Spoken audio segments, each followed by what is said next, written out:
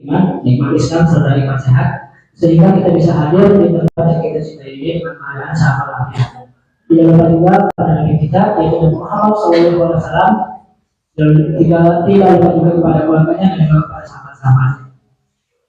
Sebelum ke bagian materi, mari kita jadikan hati dan lembutkan pikiran agar kita bisa masuk dan mendalami apa yang akan disampaikan. Kepada semua yang akan hadir, yang belum datang, mari yang baru merapat, yang sudah merapat, mari kita mendekat agar kita bisa mendengarkan apa yang disampaikan. Berhubung karena objek yang terakhir di sini, waktu tempatnya dipersilakan.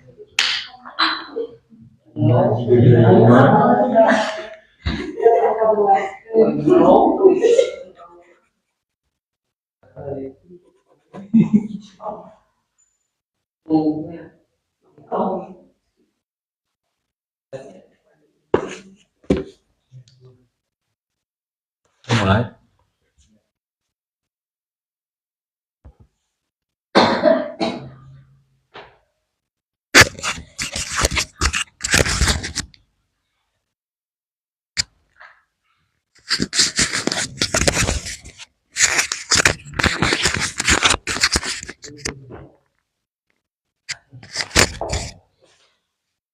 Bismillahirrahmanirrahim. Itu jalannya. Bismillahirrahmanirrahim. Alhamdulillahilladzi hadana li hada wa ma kunna linahtadiya laula an hadanallah. Asyhadu an la ilaha illallah wahdahu la syarikalah wa asyhadu anna Muhammadan abduhu wa rasuluhu alladzi la nabiyya ba'dah. Wassalatu wassalamu ala rasulillah wa ala alihi wa sahbihi wa man tabi'ahu bi ihsanin ila yaumil qiyamah, amma ba'd. Puji serta syukur hanya milik Allah Subhanahu wa taala, yang alhamdulillah hari ini kita masih bisa melaksanakan kegiatan rutin kita di malam minggu yang memang biasanya kita melaksanakan ba'da maghrib, maka kita beralih untuk kajian menjadi ba'da isya atau jam 8, yang mudah-mudahan ini tidak merubah esensi dari setiap proses ibadah yang kita lakukan, terutama di kajian yang memang kita sedang berusaha untuk mendawamkan dan berusaha untuk menjadikan amalan-amalan kebaikan itu sebagai penutup dari kehidupan kita, karena memang hanya dengan ketaatan kita bisa mendekati kepada husnul khotimah, walaupun tentunya kita tidak tahu akhir kehidupan kita akan seperti apa, tetapi setidaknya kita berusaha mendekati jalan-jalan yang memang bisa mengantarkan kita pada husnul khotimah, sehingga kesabaran dalam melakukan ketaatan, rasa syukur yang memang kita harus tanamkan ketika kita bisa melaksanakan ibadah. Jadi syukur itu bukan hanya sekedar kita berbicara ketika mendapatkan sesuatu yang sifatnya materi saja, atau syukur itu hanya dalam perkara-perkara yang menguntungkan saja bagi kita. Ada yang lebih besar daripada materi yang kita dapatkan dari syukur itu. Yang harus kita syukuri itu adalah ketika kita masih bisa melakukan ketaatan, kita masih bisa melakukan ibadah-ibadah kepada Allah, sehingga itu jadi harapan bagi kita supaya kita bisa menjadi orang-orang yang husnul khotimah. Ya, husnul khotimah itu bukan mimpi yang bisa datang begitu saja, tapi melalui proses yang panjang, melalui proses ketaatan-ketaatan, sehingga menjadi lebih layak kita diberikan rezeki menjadi orang-orang yang husnul khotimah. Nah, ini jadi harapan kita dari setiap amal-amal yang kita lakukan, kebaikan-kebaikan yang kita coba dawamkan, nah kita berharap kita menjadi orang-orang yang husnul khotimah. Insya Allah untuk malam ini kita masuk pada beberapa hadis yang dari hadis-hadis bab ini itu ada yang 2-3 hadis atau lebih, tapi beberapa maknanya hampir sama, maka diambil hanya 1 hadis saja, sehingga ada beberapa bab masih dalam Kitabul Adab. Hadis yang pertama, Bun ada Bun? Udah kan di-share ya? Ada nggak? Kor ya Kor? Di Aljis? Udah di-share belum? Ya.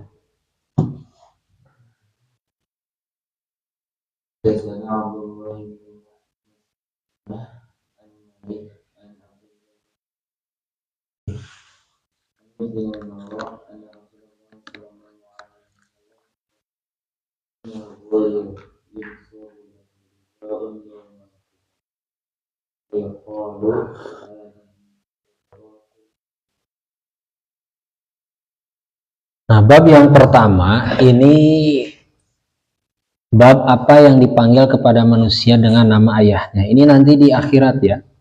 Jadi 1 hadis mengatakan ini di akhirat, di Yaumul Ba'as. Nah, masuk deh ya. Ada tambahan nih, pengetahuan tentang peristiwa di Yaumul Ba'as yang kemarin kita bahas.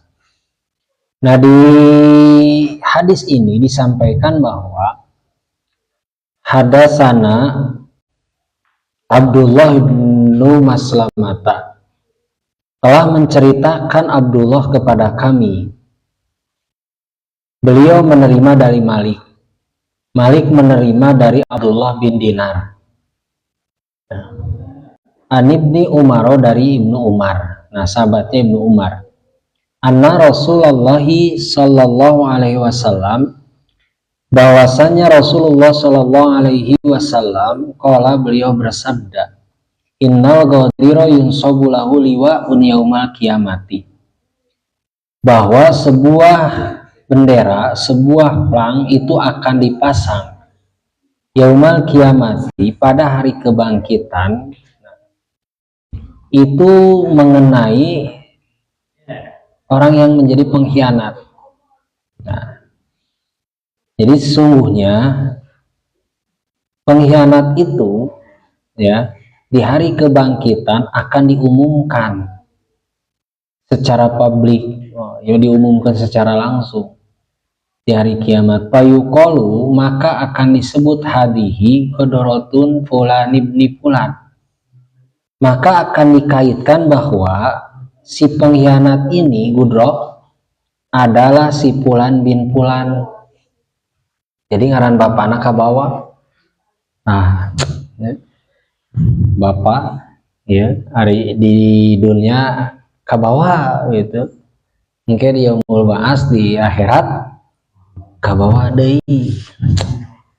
Tapi dah kumaha tuh bapak tah calon bapak ge bakal meureun. Ya.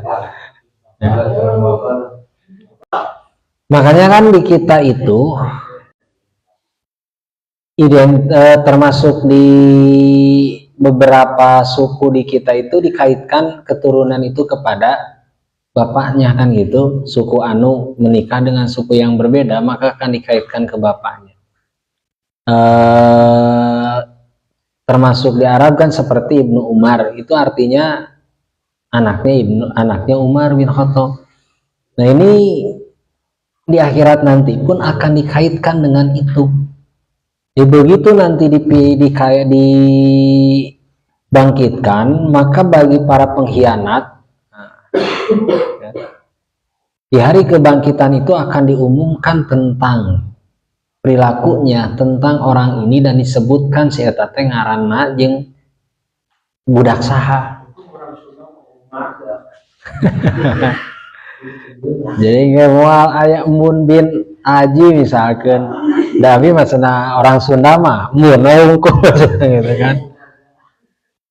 Nah, itu menandakan bahwa dengan hadis ini akan dipublikkan, akan diberitahukan tabiat seseorang yang memang dia pengkhianat, ya, paham ya, pengkhianat dalam arti bahwa dia khianat terhadap amanah-amanah yang sudah diberikan oleh Allah kepada dirinya.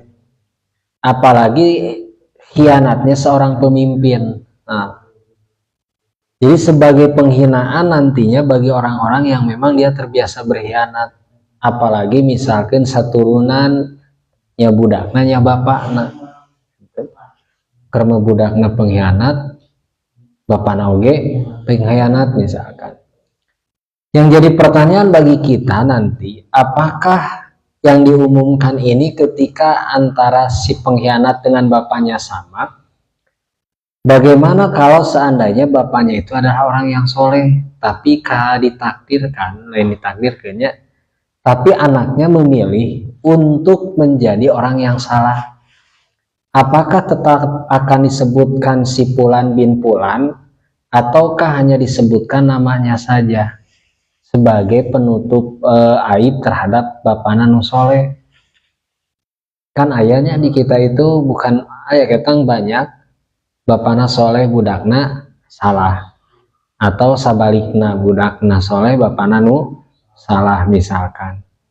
Kan kasusnya banyak, bahkan di Nabi saja itu sudah diceritakan, ya. Ya, banyak contoh Nabi Nuh dengan Kan'an, ya, terus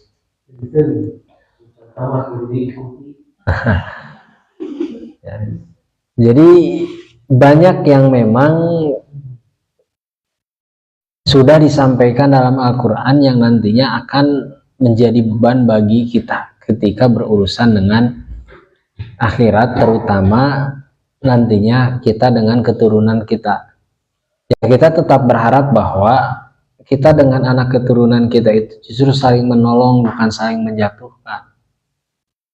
Jika di antara kita ada kekurangan, ya kita dilengkapi oleh anak kita, atau anak kita ada kekurangan, mungkin dilengkapi oleh kita orang tuanya, sehingga nanti di akhirat itu bisa saling menjaga. Karena dikhawatirkan paling mengerikan itu anak menuntut haknya ketika di akhirat, atau mungkin bapaknya pun menuntut terhadap anaknya yang sudah diajarkan, disakolahkan benar-benar, tapi ternyata tidak berbakti. Dan jadi mudah-mudahan kita tidak ada saling menuntut dalam urusan amaliyah yang ketika kita jalani di dunia ini. Akhirnya justru kita berharap semuanya saling menolong, semuanya saling menyelamatkan, supaya di surga nanti kita bisa berkumpul lagi. Nah, itu hadis yang pertama. Hadis yang kedua, dilanjutkan.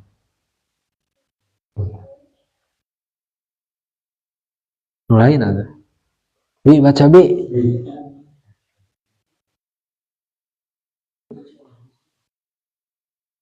Hadasana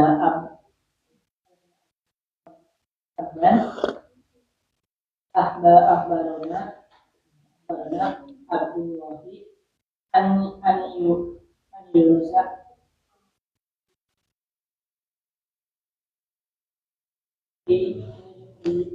An Zuhri, Anil Zuhri,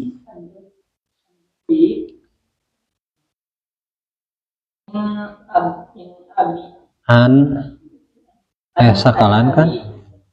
an abi Nabi sallallahu alaihi wasallam wala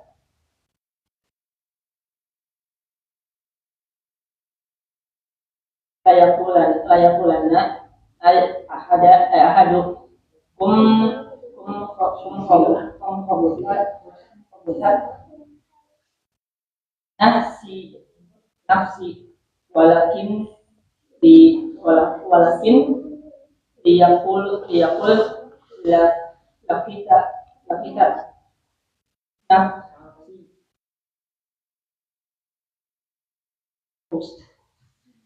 Itu perlu tabahu ufailu.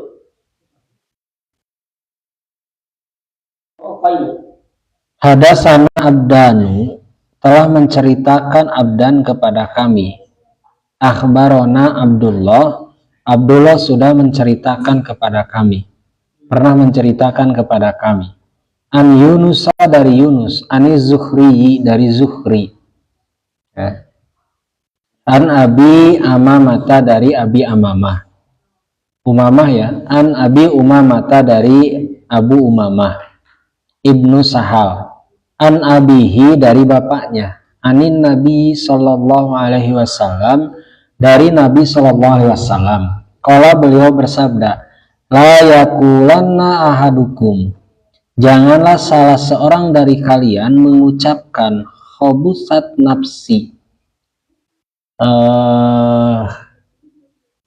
saya mempunyai nafsu yang buruk.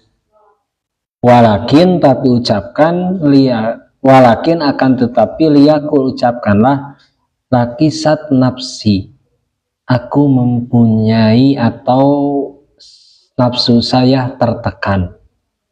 Tabahu nafsu saya buruk, tabahu qailun, yaitu nafsunya tertekan. Jadi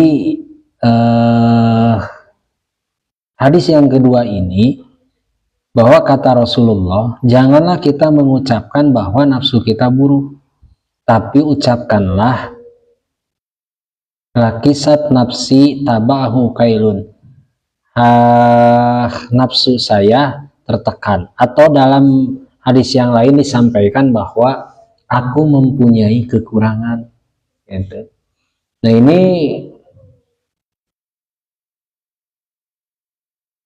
bab berkaitan dengan nafsu yang buruk, tapi sebenarnya kita pun tidak boleh mencaci ataupun menganggap bahwa kita itu buruk.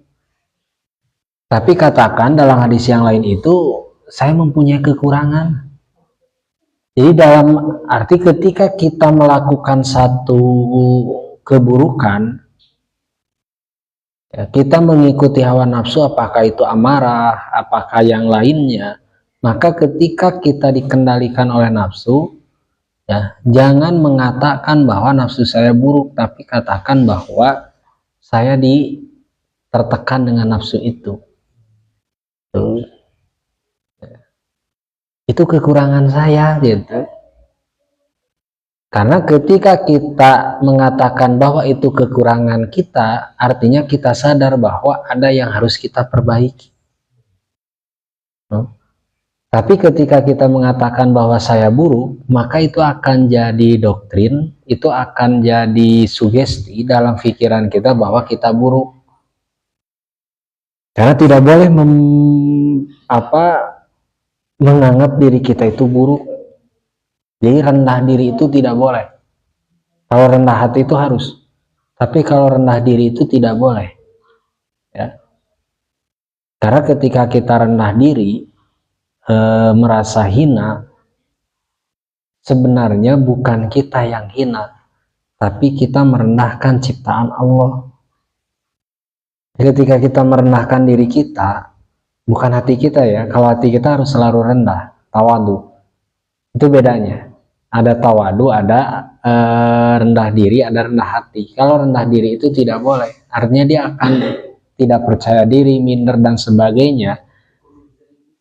Nah, jadi kalau tawadu itu rendah hati itu harus. Tapi kalau rendah diri itu tidak boleh. Jadi rendah diri itu merendahkan diri kita sendiri. Kalau rendah hati itu tawadu, lawannya itu sombong. Jadi lawan dari tawadu itu rendah hati, lawannya sombong. Nah itu tidak boleh. Kalau rendah diri itu minder. Rendah diri itu merendahkan diri kita.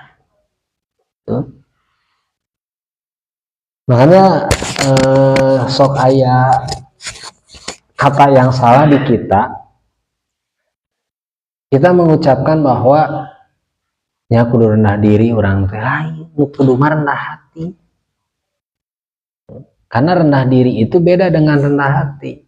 Rendah diri itu kita merendahkan segala ya yang sudah Allah berikan kepada kita. Kalau rendah hati itu kita menjaga hati kita supaya tidak jatuh kepada sombong. Jadi kita minder ketika kita mempunyai kekurangan, padahal kekurangan itu selalu ada dalam diri setiap manusia. Tuh. Ketika kita menyadari kekurangan diri kita, maka kita akan bisa menerima kekurangan orang lain. Kenapa kita sulit menerima kekurangan orang lain? Karena kita tidak sadar bahwa kita juga punya kekurangan. Jadi kita terkadang merasa sempurna sehingga tidak bisa menerima kekurangan orang lain. Makanya ketika ada nafsu amarah dalam diri kita, jangan katakan bahwa kita buruk, tapi harus kita katakan bahwa saya tertekan dengan nafsu itu, atau dalam hadis yang lain, saya mempunyai kekurangan dalam bidang itu. Sehingga ketika kita sadar dengan kekurangan kita, maka kita akan bisa menerima kekurangan orang lain. Tapi ketika kita menganggap diri kita sempurna, maka kita akan memberikan predikat kepada orang lain harus sempurna seperti kita, karena kita tidak sadar bahwa kita punya kekurangan. Sehingga ketika orang salah, itu kita tidak bisa menerima, karena dibangun image dalam pikiran kita bahwa harus sempurna seperti yang saya lakukan. Ya. Jadi kita harus tahu bahwa setiap orang itu punya kekurangan, setiap orang itu punya kelebihan, dan setiap orang itu punya kekurangannya masing-masing. Nah, bahkan di dalam urusan ketaatan saja kita masih banyak kekurangan. Kalau kita mencari kekurangan orang lain, misalkan nih yang beda paham dengan kita, maka kita akan menemukan banyak kekurangan di sana. Kalau kita carinya kekurangan, gitu. Karena yang dinampakkan oleh diri kita seolah-olah kita mempunyai kelebihan. Kan bisa melihat kekurangan, mencari kekurangan orang lain itu karena kita merasa punya kelebihan yang tidak dimiliki oleh orang lain. Tapi ketika kita merasa dan berusaha untuk mengetahui kekurangan diri kita, maka kita akan mencari kelebihan orang lain. Apa sih kelebihannya? Ya, makanya tadi di awal kita membahas tentang husnul khotimah itu, maaf, orang-orang yang berbeda ibadahnya dengan kita, atau mungkin kita menganggap bahwa itu bagian dari bid'ah sekalipun, ternyata banyak mereka yang husnul khotimah. Banyak kan kasus di kita, maaf, yang fikihnya berbeda dengan kita, bahkan oleh saudara kita disebut itu adalah ahli bid'ah, nugus pasti dina neraka, tapi kenapa bisa menjadi orang yang husnul khotimah? Coba eker naik mimbar, eker maca Quran ketika sujud, padahal itu kan husnul khotimah. Bisa jadi dari setiap kekurangannya memahami tentang kemurnian syariat itu, ada ibadah-ibadah yang bisa menghapuskan dosa-dosa itu, ada ibadah-ibadah yang dicintai oleh Allah sampai Allah memberikan rezeki husnul khotimah. Makanya kita pun itu peluangnya, karena kita pun punya kekurangan. Mungkin kita menjaga ibadah kita supaya tetap murni, tidak dicampuri dengan bid'ah-bid'ah, tidak dicampuri dengan khurafat-khurafat, tahayul dan sebagainya. Tuh. Kita menjaga itu, tapi bukan berarti kita sempurna. Bisa saja kaifiahnya kita sempurna, berusaha mendekati apa yang dicontohkan Rasul, tapi tingkat kehusuan kita mungkin tidak lebih dari mereka. Ya. Jadi kalau benar, ya, Allah itu bukan kalau benar, memang benar ya. Benar, setiap kesalahan, setiap perkara yang keluar dari sunnah Rasul itu salah. Kita yakin itu.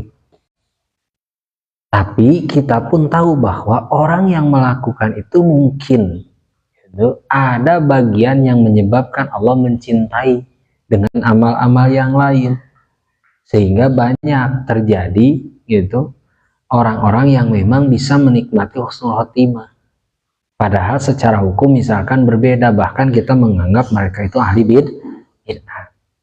Nah, jadi kita harus tahu bahwa kita punya kekurangan untuk apa? Supaya kita bisa menerima kekurangan orang lain. Tuh. Apakah saling menyempurnakan? Ada itu kurang orang kurang atau kurang yang kurang mah bagi kurang. Ya. Kan situ mah kurang na anu, ya mah orang na anu orang ngahijikeun, tidak segampang itu. Pada akhirnya pada akhirnya bukan tentang saling menyempurnakan, tapi saling menerima kekurangan.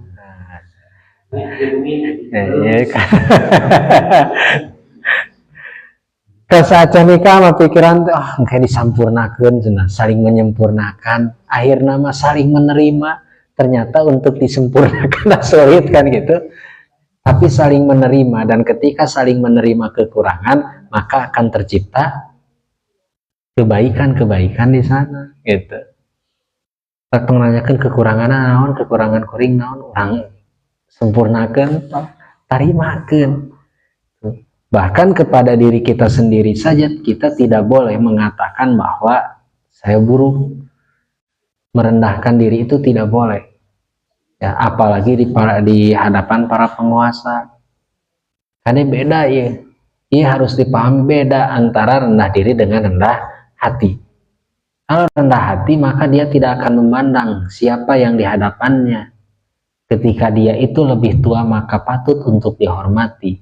Ketika dia lebih muda maka patut untuk disayangi. Ketika dengan pemimpin dia tahu kadar kepemimpinannya di mana dan apa yang harus dihormati dari kepemimpinan itu.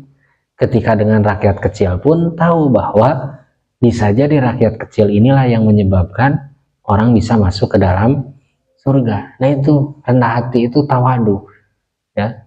Dia akan berusaha memahami dalam bersikap dan berhadapan dengan siapa. Kalau rendah diri itu dia keluar ada si itu mah tuh enmek abi macam gitu kan. Nah itu nah biasanya pas datang duaan bareng itu mah Fortuner cina abi kana mioan tos we cina gitu eta yang tawadu eta mah ngarendahkeun diri sendiri gitu kan. Abi mah sadar diri, tapi abi mah sadar diri cina kan gitu ya. Nah itu jadi sebisa mungkin tanamkan dalam pikiran kita itu di doktrin bahwa diri kita itu baik, diri kita itu bisa. Makanya kan ketika disugesti sesuatu bisa-bisa, mau disugesti ente. Nah ini penyakit di Gen Z nih. Lamun geus teu bisa teh, geus seolah-olah moal bisa. Bahkan tidak mau mencoba. Atuh abi mah teu bisa nu kitu mah bari can nyobaan. Gitu. Cobaan heula ternyata geuning teu bisa, berarti teu bisa kan gitu ya, can nyoba teu bisa. Psikologna tong komi naon? Komeo memeh dipacok naon? Nah. Jadi coba dulu sesuatu itu, apalagi dalam urusan kebaikan itu ada loba batur oge cenah gitu ya. Dan kelemahan di Gen Z itu hari ini mentalnya aduh luar biasa, mental tempe bala bapak di pasantren ku asatid orang Medan, kaji orang Medan, kedua petinju orang jangkung badan teh jangkung gitu. Jadi lah ketika zaman sekolah itu suka izin keluar malam gitu, aya nu latihan silat, aya anu keluar yang kepentingan yang urgent terus pulang subuh nate cenah. Itu jadi berangkat maghrib isya harusnya jam 10 jam 11 pulang, ya henteu. Begitu subuh dibahas itu, kenapa nggak pulang? Takut cenah udah malam. Yang naon atuh cenah latihan silat ari balik peuting sieun keneh. Yang naon atuh cenah latihan anu gitu hari balik ke asrama sieun nu kitu mah mental tempe mental tahu cenah kan gitu. Almarhum sampai bilang seperti itu tentang mental termasuk yang dikritik hari ini di kalangan kita itu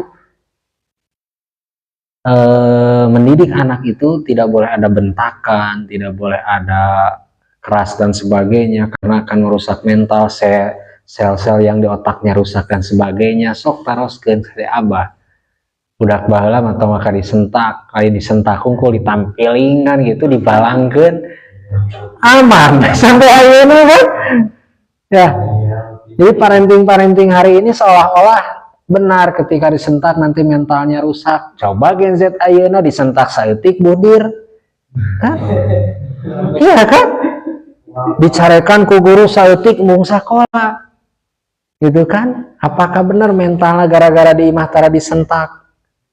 Sok budak baheula tong ka disentak ku guru tampiling dialungkeun ka baledo ku panghapus kapur teh kan wis kadang seri kan. So, tapi kan mentalnya rusak tuh ku bapana wah geus telat balik oge kan. Maghrib jan balik setengah genep geus melak cangkeng di lawang panto. Kabeuber di mana maneh wayah kieu karek balik batur balik jam 3 sakola kan wah. Tapi apakah rusak mentalnya? Justru aman kan hari ini. Tapi budak-budak ayeuna di lembutan di imah tuh dicarekan di mana salah. Maka begitu dicarekan ku guruna isukna teu sakola naon teu sakola. Oh, disalahkeun wae abi cenah. Akhirnya mencari kambing hitam. Nah, ternyata memang kalau benar tidak boleh ada ucapan-ucapan keras, bukan kasar ya, keras untuk mendisiplinkan ya. Rasul tidak mungkin mengatakan seandainya Aisyah seandainya Fatimah yang mencuri maka aku yang akan memotong tangannya sendiri. Kan itu mah lebih dari sekedar ancaman. Wow, itu kan kabudak sorangan juga gitu. Itu kan artinya tegas. Nah, ketegasan itu ya justru yang akan merusak mental itu, yang menghancurkan mental itu adalah yang memang tidak bisa menempatkan posisi.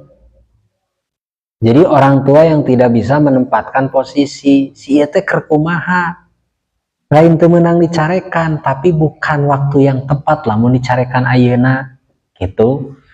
Nah. Terus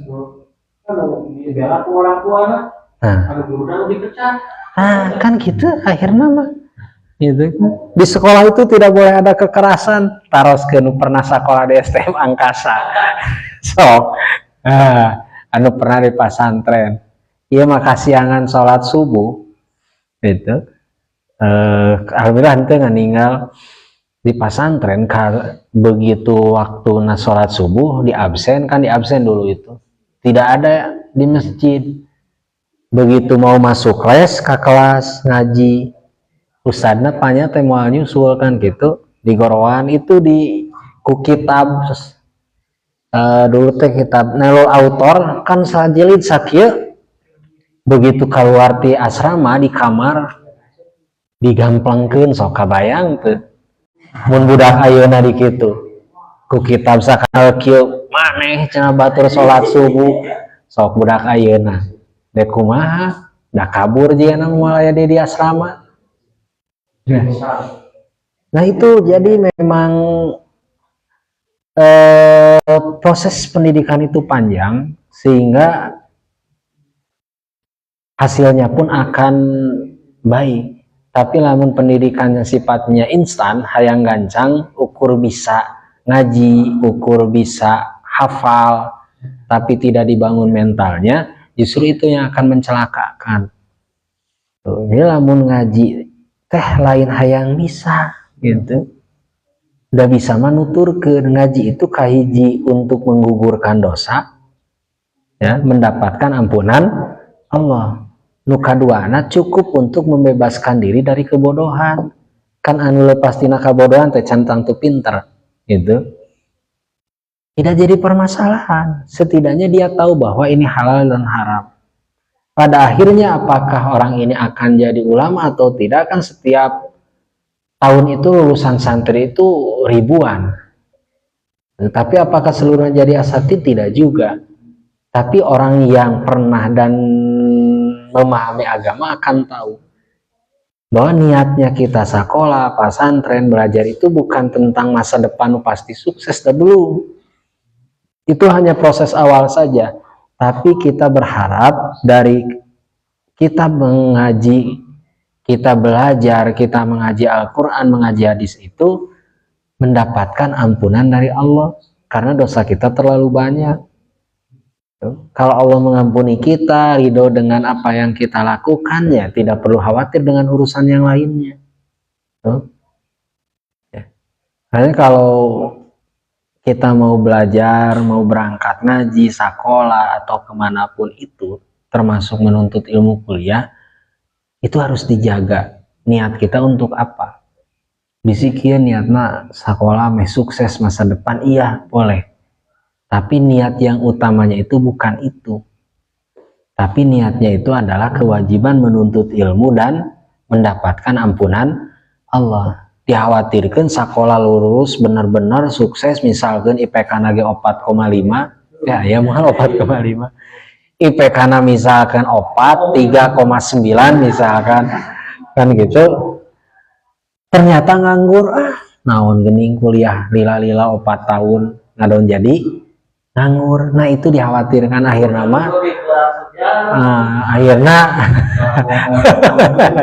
akhirnya protes ya ke Allah kan gitu. Nah jadi luruskan niat. Kalau niatnya lurus, pasti jalan Allah itu akan dibukakan. Gitu. Nah jadi jangan pernah kita merendahkan diri kita, apalagi sampai menghinakan diri kita di hadapan orang lain.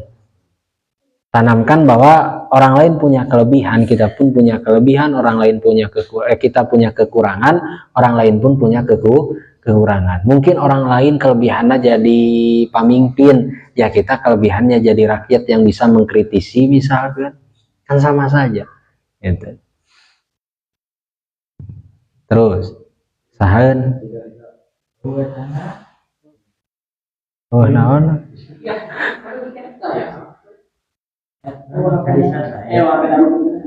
sok atuh langsung ya diantarkan buka tilu ya. Ada sana yang Bukairin ada sana langsung Musa Anis ni Sihabin Barani Abu Salamah Qala Abu Hurairah radhiyallahu anhu qala Rasulullah sallallahu alaihi wasallam qala Allahu yasubun banu azamat ya wa ana biadil lailu wana. Udah. Nah hadis yang ketiga, bab ketiga ini bab jangan mencela waktu. Nah, orang kan sok nyalahkan waktu atau mengaitkan dengan waktu. Jika tidak hari ini kan gitu. Ya. Hadatsana Yahya bin Bukairin telah menceritakan kepada kami Yahya bin Bukair telah menceritakan kepada kami Lais dari Yunus dari Ibnu Syihab. Ahbaroni Abu Salamata telah menceritakan kepada kami Abu Salamah. Menceritakan kepada aku, maaf. Qala ia berkata, qala Abu Hurairah, bahwa Abu Hurairah pernah berkata, radhiyallahu anhu, semoga Allah meridhai kepadanya. Qala Rasulullah sallallahu alaihi wasallam, bahwa Rasulullah sallallahu alaihi wasallam pernah bersabda, qala Allah yasubbu banu Adam dahri, bahwa Allah berkata, anak-anak Adam itu mencela dahar, waktu. Wa ana dahru, sedangkan aku adalah dahar itu, kata Allah. Biyadil lailu wan naharu. Nah, di tanganku ada malam dan siang. Jadi ketika kita menghina waktu, mencela waktu, maka sebenarnya kita mencela Allah. Kenapa? Karena Allah itu ada di dalam waktu itu. Geuleuh tah ka isuk-isuk teh. Naon riweuh budak sakola, riweuh itu ya dan sebagainya. Maka jangan pernah mencela waktu. Dabongan sa budakna di sakola. Gitu kan? Jadi ada Banu Adam ya yang sering mencela waktu. Jadi teresep mun panggih sore, teresep panggih peuting karena ada keburukan dan sebagainya. Maka kata Allah dalam hadis ini, sedangkan aku sendiri ada di waktu itu. Jadi tidak perlu kita mengkhawatirkan sesuatu. Jadi untuk yang sudah terlewat, jangan kita sesali berlebihan kalau tidak sesuai dengan harapan. Dan untuk sesuatu yang belum terjadi, jangan terlalu mengkhawatirkan. Biasa jalani, rencanakan. Kalau ada kebaikan yang sudah kita lakukan, kita berdoa jadi kebaikan. Kalau ada keburukan, kita istighfar dan berdoa tidak menjadi dosa. Adapun untuk hari esok, nah, maka boleh kita berharap untuk mendapatkan kebaikan dari Allah. Ingat, waktu itu tidak bisa melakukan apapun. Yang melakukan sesuatu itu Allah. Tuh.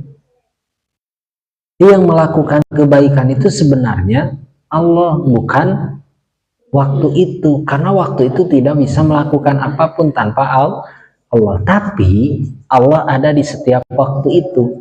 Makanya tentang waktu itu Allah menjadikan sumpah. Dina surat naon? Al-Asr. Karena waktu itu penting dalam kehidupan kita dan tidak akan pernah terulang. Jadi waktu itu tidak akan pernah terulang. Anu kamari jeung ayeuna beda walaupun sarua jam 8. Malam minggu kamari jeung malam minggu ayeuna beda. Itu. Nah. Katakan aja cek bobotoh mah gitu kan. Persib mah teu unggal poe. Ngaji mah tiap minggu. Persib aja gitu kan.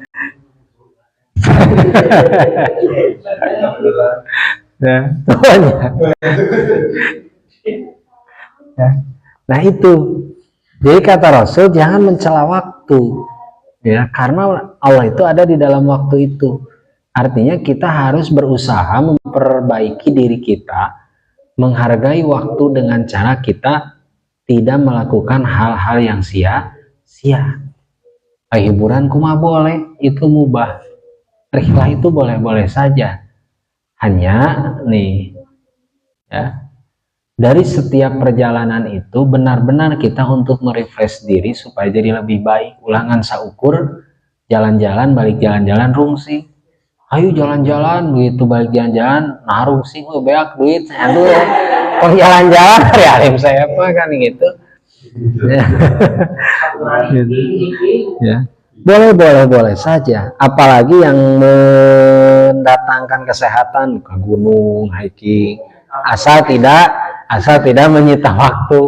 Itu gara-gara ke gunung ke masjid itu terutama salahna lain ke gunung, nah salahna teu ka masjidna gitu kan, dan teu ka gunung ya aya teu ka masjid gitu kan. Lebih berat cenah ya masjid mah. Wah, itu kan eta ngadaki keur hujan dah, resep cenah. Seueuran resep hujan miripis adan. nah teh ke masjid hujan gitu kan, ngadadak jas hujan ya. Nah, jadi Allah itu ada di dalam waktu itu sendiri. Jadi kata Rasul jangan sampai kita menghina waktu. Hadis yang keduanya masih sama dari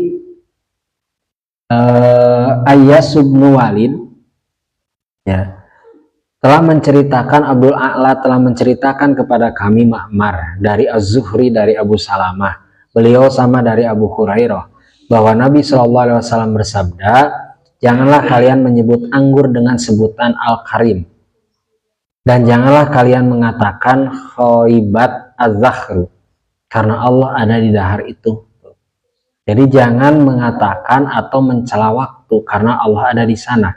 Dan jangan menyebut Homer dengan kalimat Al-Karim, Karmun. Homer mah Homer gitu. Kenapa? Karena Al-Homer itu, Al-Karim itu adalah hati seorang mukmin, kemuliaan gitu. Dia bisingkan nyebutkan Homer, Homer itu, tapi karmun, nah itu dikhawatirkan justru jadi kemuliaan hati seorang mukmin gitu. Homer itu ya sesuatu yang diharamkan, itu jadi kudu tepat nyebutkan. Mun teu bisa nyebutkan Homer, geus sebutkan alkohol misalkan atau naon, pokoknya nu lain-lain bisa nyebutkan. Temenang nginum kamer teh gitu kan. Tah karmun itu kemuliaan hati seorang mukmin gitu. Jangan sampai kita salah menyebut itu Homer. Kalau tidak bisa Homernya alkohol atau temenang saya mabok alkohol gitu kan. Walaupun bukan hanya alkohol, segala yang memabukkan itu dikategorikan sebagai Homer. Jadi naon we nu ngamabokeun itu Homer gitu. Makanya orang yang sedang mabuk itu tidak boleh sholat sampai dia sadar gitu. Tak lamun begitu takbir ingat ka itu, hapus heula gitu kan. Nah, yang terakhir, hadis yang terakhir, Hadasana Ali bin Abdullah, dari Ali bin Abdullah telah menceritakan kepada kami. Hadasana Sufyan telah menceritakan kepada kami Sufyan Anis Zuhri dari Zuhri, an Sa'id bin Musayyab dari Sa'id bin Musayyab, an Abi Hurairah dari Abu Hurairah radhiyallahu anhu qala Rasulullah sallallahu alaihi wasallam, bahwa Rasulullah sallallahu alaihi wasallam pernah mengatakan, wa yaquluna karmu, dan mereka mengatakan al-karmun, qalbul mu'mini, yaitu hatinya seorang mukmin tuh. Makanya tidak boleh. Nah, ini sedikit nih tentang seringnya kita mendengar nama-nama para sahabat dalam hadis, periwayat hadis atau pembawa hadis. Kita punya harapan bahwa satu waktu kita itu bisa tahu nu mana si Abu Hurairah teh. Jadi nanti di akhirat itu kita berharap dengan orang-orang yang sering kita sebutkan. Kalau Rasul tidak perlu kita bahas karena itu harapan kita yang paling utama. Tapi ketika kita semakin banyak mengenal mereka yang membawa hadis yang dalam sanadnya disampaikan hadasana, ahbarona, hadasani, ahbaroni, an abi misalkan, atau an umi salamata dan yang lainnya, itu kita berharap hari ini kita hanya mengenal mereka itu dari yang kita baca dan dari yang kita dengar. Tapi nanti di akhirat kita berharap kita bisa bertemu nu mana sih Abu Hurairah teh nu sering menyampaikan hadis Rasul, anu mana sih Ibnu Umar teh hoyong penak. Nah, mudah-mudahan nanti di akhirat, terutama di surganya Allah, kita bisa tahu, oh iya, karena silaturahmi itu bukan hanya sekedar bertemu. Itu menyambung kebaikan itu ketika kita menyampaikan hadis yang dibawa oleh sahabat, yang dibawa oleh tabi'in, tabi'ut tabi'in, dan kita sering menyampaikan itu, bisa jadi itu bagian dari silaturahmi kita dengan mereka. Dan janji Allah kita akan bertemu dengan orang-orang yang menyambungkan Nah, jadi punya harapan kita bertemu dengan mereka ya. Mudah-mudahan Allah mudahkan dan kita bisa saling mengenal nantinya. Walaupun beda generasi ratusan tahun, ribuan tahun, ribuan sih, 1000 tahun misalkan perbedaannya, tapi dengan silaturahmi mungkin ya besar kemungkinan kita akan mengenal mereka. Nah, mudah-mudahan ada kesempatan untuk bertemu dengan mereka, terutama dengan Rasulullah SAW. Itu saja yang bisa disampaikan. Aku qouli hadza wa astagfirullah li wa lakum. Wassalamualaikum warahmatullahi wabarakatuh. Hari waktu biar waktunya menjawab kita kasih. Eta jadi istilah orang salaresna. Semua pada waktunya. Mencela waktu semua akan hina pada waktu. Mencela waktu itu kasih kan? Mencela waktu itu ya kita terasa dengan hujan riwayat. Alhamdulillahirrahmanirrahim. Jazakallahu khairan pada saat yang telah memberikan materi. Semoga materi yang disampaikan bisa kita